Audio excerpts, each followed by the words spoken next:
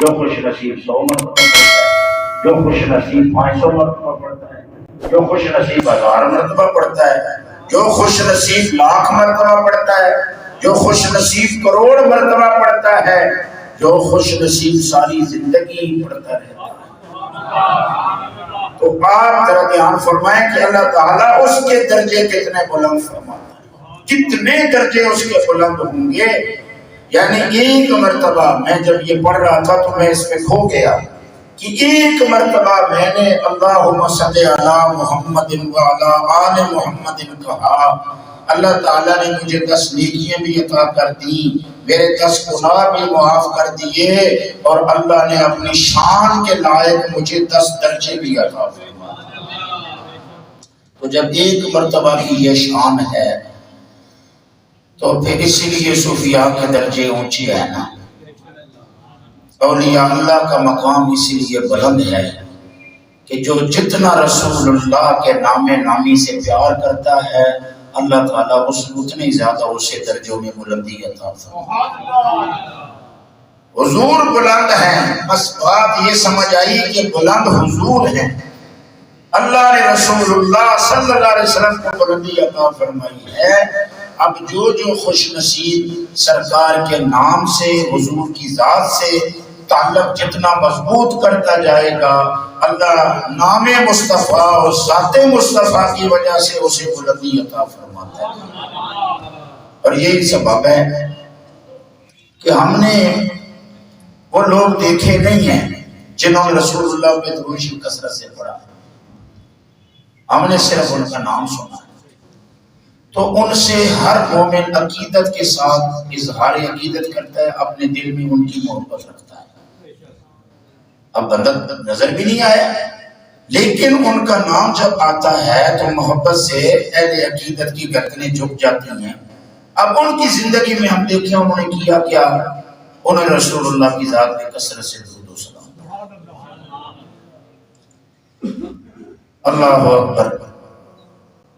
صاحب دلائل الخراج شریف نے حضور کی ذات پہ درود شریف پڑھنے کے جو فضائل بیان کیے، جو لکھا، کمال لکھا۔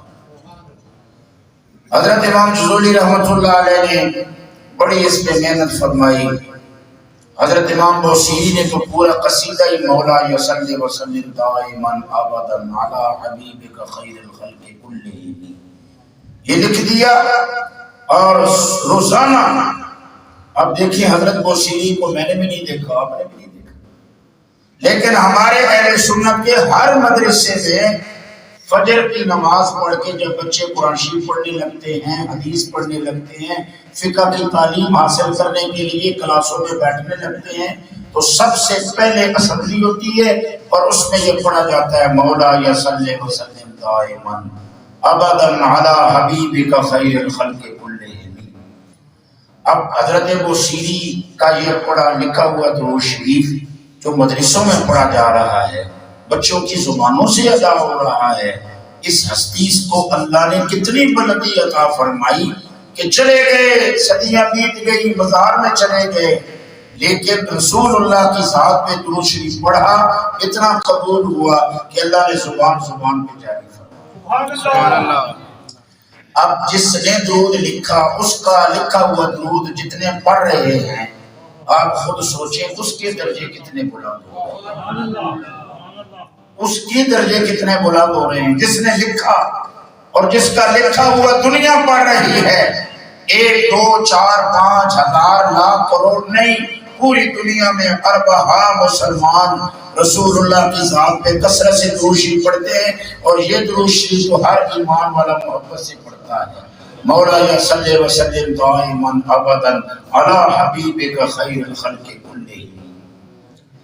اب نام محمد کی وجہ سے بلندی ملتی ہے۔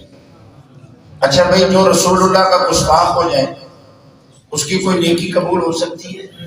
بولے، اس کی کوئی عزت ہو سکتی ہے؟ تو کس چیز نے گرایا اسے؟ حضور کا گستاخ ہوا نا تو ہر چیز ختم ہو گئی۔ اب کافر نے حضور کا کلمہ پڑھا تو مسلمان کا کتنا بڑا درجہ ہے۔ سبحان اللہ۔ کافر تھا، رسول اللہ کے دامن میں آیا، اللہ تعالیٰ نے اس گرے ہوئے کو بلند کر دیا۔ مسلمان تھا، رسول اللہ کا گستاخ ہوا، اللہ نے اس کو ذلیل و رسوا کر دیا۔ تو بیچ میں چیز کیا سمجھ آ رہی ہے کہ اللہ اسی کو بلند کرتا ہے جو مدینے والے کا ہو جاتا ہے۔ سبحان اللہ، بے شک۔ رسول اللہ کی ذات پہ دروشی پڑھنے والے کو اللہ بلند فرماتا ہے۔ حضور کے ایک صحابی آئے اور کہنے لگے یا رسول اللہ میں آپ پر دروشی پڑھتا ہوں، میرے پنجگانہ نماز کے بعد اور بھی وظائف ہیں، مگر اس میں سے میں چوتھا حصہ آپ پہ درود و سلام پڑھتا ہوں، 3 حصے اور باقی وظائف پڑھتا ہوں، صورتیں وغیرہ یہ وہ ساتھ۔ رسول اللہ نے فرمایا اللہ تعالیٰ قبول کرے، اگر زیادہ کر لے تو تیرے لیے بہتر ہے۔ حضور نے خود فرمایا، اپنے صحابی کو فرمایا، یہ کوئی ہمارے آستانوں سے پیر نہیں ہمیں وظیفہ دے رہے، کثرت سے درود شریف پڑھنے کا تو حکم کملی والے نے خود دیا۔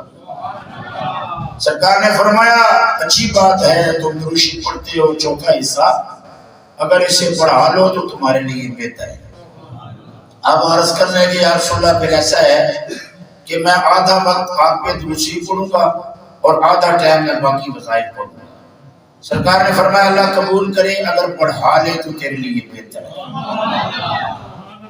اب وہ کہنے لگے یا رسول اللہ 3 حصے باقی اوقات کے آپ پہ درود شریف پڑھوں گا اور 1 حصہ میں باقی وظائف پڑھوں گا۔ سرکار نے فرمایا اللہ تیرا قبول کرے، اگر پڑھا لے تو تیرے لیے بہتر ہے، اگر پڑھا لے تو تیرے لیے بہتر ہے۔ اب سے ابھی رسول نے کہا یا رسول اللہ نماز پنجگانہ کے علاوہ میں سارے اوقات میں آپ کو درود و سلام ہی پڑھوں گا۔ اب رسول اللہ نے کیا فرمایا، اگر تو ایسا کرے گا تو اللہ اس درود کو تیرے سارے کاموں کے لیے کافی کر دے گا، تیرے سارے امور کے لیے، تیرے سارے غموں کے لیے، تیرے سارے ہموں کے لیے یہ درود ہی کافی ہو جائے گا۔ اب فرمایا کہ جو بندہ درود شریف، اب دیکھیں جو بندہ 5 نمازیں پڑھے اس کے علاوہ جتنا وقت ہے اس میں درود شریف پڑھتا رہے تو 1 مرتبہ درود شریف پڑھنے پہ 10 درجے بلند ہوئے۔ تو جس بندے کی اکثر وقت گزرتا ہی درود و سلام میں ہو، سبحان اللہ، آپ خود سوچیں سمجھیں کہ اللہ تعالیٰ اس کو کتنی بلندیاں عطا فرماتا ہے۔ تو بلند و خوش نصیب ہوا جس نے دامن مصطفیٰ کو پکڑا ہے، رسول اللہ کے نام نامی سے محبت کی ہے، سرکار کی ذات سے پیار کیا ہے، اور درود شریف پڑھنے والوں کو اللہ کا کیا فضل ملتا ہے اور اللہ کس قدر راضی ہوتا ہے۔ فرمایا جو درود شریف پڑھنے والے ہیں اللہ ان کا جسم اتنا ستھرا کر دیتا ہے کہ مٹی بھی ان کا جسم نہیں کھاتی۔ حافظ قرآن کا جسم مٹی نہیں کھائے گا، شہید اسلام کا جسم مٹی نہیں کھاتی، نبی کا جسم مٹی نہیں کھاتی، اور رسول اللہ پہ کثرت سے درود و سلام پڑھنے والے کا جسم بھی مٹی نہیں کھاتا، مٹی اسے محفوظ رکھتی ہے، چونکہ یہ جسم محفوظ ہو کے آیا دنیا سے کہ اللہ تعالیٰ نے اسے مصطفیٰ کی درود شریف کی وجہ سے اس جسم میں کوئی گناہ رہنے ہی نہیں دیا۔ دھیان کریں نا، جب 1 مرتبہ درود شریف پڑھنے پہ 10 گناہ معاف ہوتے ہیں، ایک ہی مرتبہ پڑھا ہے، ایک ہی مرتبہ درود شریف پڑھا ہے، اس پہ 10 گناہ معاف کر دیے گئے، 10 نیکیاں عطا کر دی گئی، 10 درجے بلند فرما دیے۔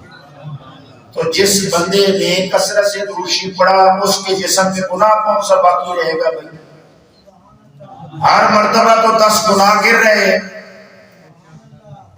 جتنی مرتبہ پڑھ رہا ہے ہر مرتبہ درود شریف پڑھنے پہ 10 گناہ گر رہے ہیں، 10 نیکیاں مل رہی ہیں، 10 درجے بلند ہو رہے ہیں۔ اب حساب لگا لو کہ وہ نصیب والا کتنی نیکیاں اپنے ساتھ لے کے جائے گا، وہ بخت والا کتنے درجے لے کے جنت کی طرف سفر کرے گا، آخرت کا سفر کرے گا، اور حضور کے نام پاک کی برکت سے اللہ تعالیٰ اس کے کتنے گناہوں کو معاف فرما دے۔ تو رسول اللہ صلی اللہ علیہ وسلم کی ذات سے، حضور کے نام نامی سے جو محبت کرتا ہے اللہ تعالیٰ اس کے جسم کو آگ سے بھی بچا لیتا ہے۔ فرمایا جس نے مجھے دیکھا یا میرے دیکھنے والے کو دیکھا اللہ نے اس پہ دوزخ کی آگ حرام فرمائی۔ سبحان اللہ۔ اچھا بھائی دیکھو رسول اللہ کے چہرہ اقدس میں اللہ نے کیا کچھ رکھا ہے۔ تھوڑی دنیا آئی ہے، تھوڑے انسان پیدا ہوئے ہیں دنیا میں،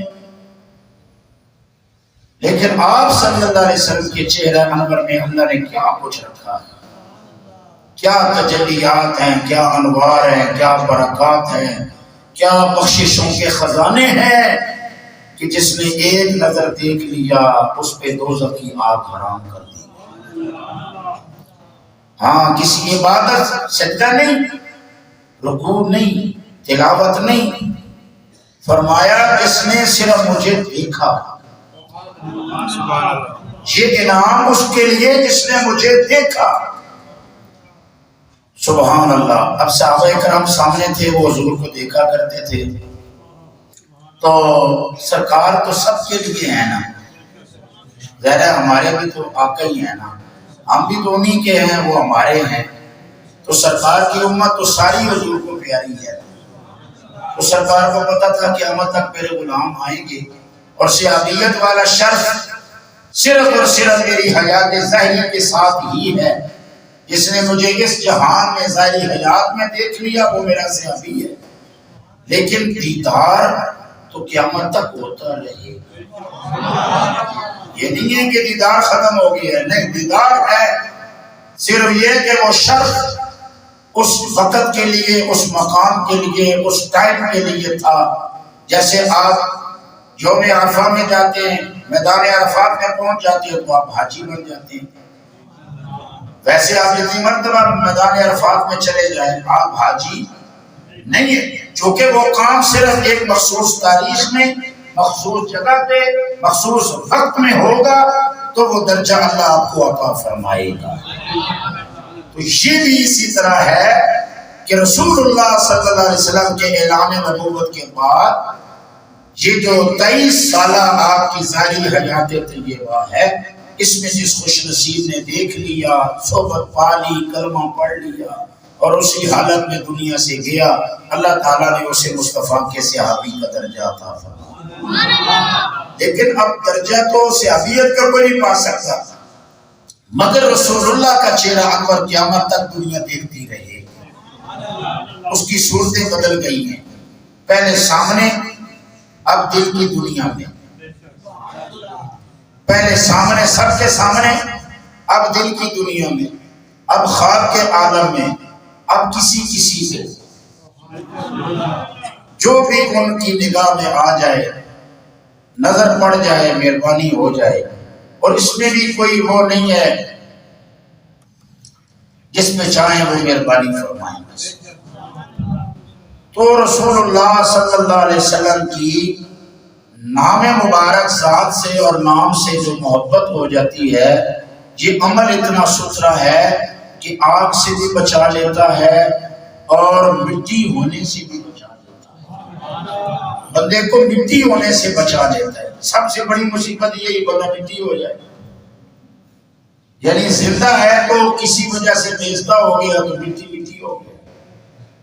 نام محمد کسی کو مٹی نہیں ہونے دیتا، مٹنے نہیں دیتا، بے عزت نہیں ہونے دیتا۔ یہ جو چیز سمجھ میں آنے والی ہے وہ یہ ہے کہ تمام اولیاء کی عزت کا سبب رسول اللہ کی نسبت مبارک ہے، تمام علماء ربانیین کی عزت کا سبب نسبت مصطفیٰ کریم علیہ السلام ہے۔